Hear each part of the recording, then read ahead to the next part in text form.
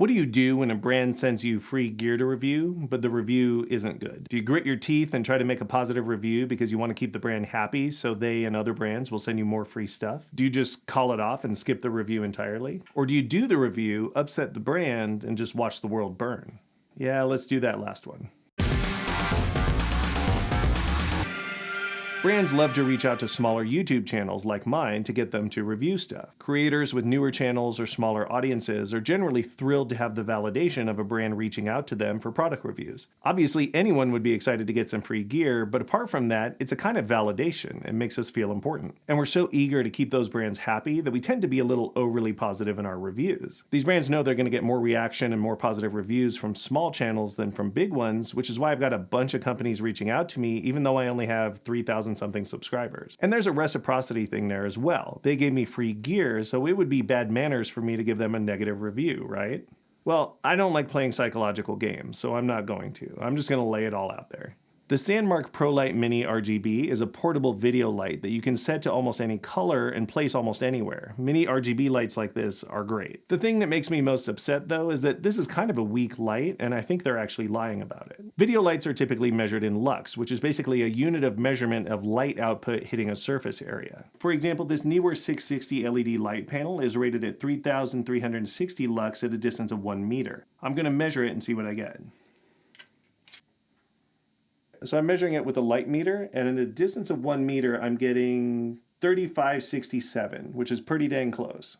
This Aputure M9 is a white mini LED light rated at 350 lux at a distance of half a meter. And when I measure it at half a meter, I'm getting 372 lux.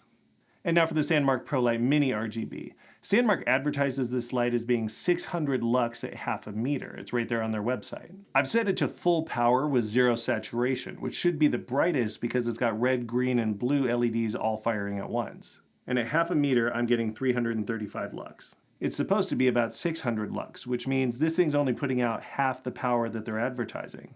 And that's not much different than my Aputure M9, but the difference is my M9 is not being advertised as 600 lux. This is. So regardless of the quality of the light itself, that tells me that Sandmarc's customers are getting ripped off. They're getting half the light that they're actually buying.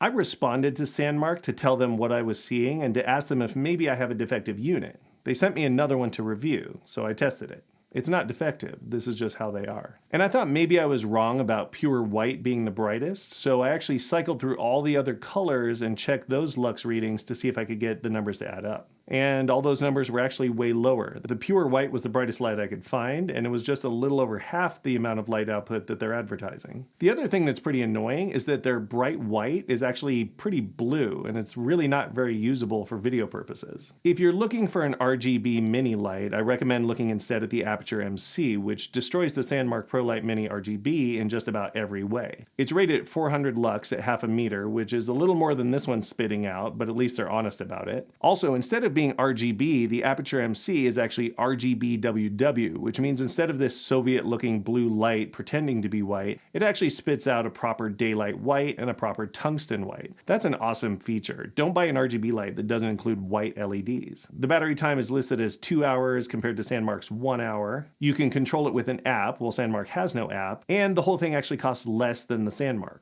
I can literally think of 0 reasons why anyone should buy one of these Sandmarc Prolight Mini RGBs. Just get the Aputure MC instead. That's it. Bye.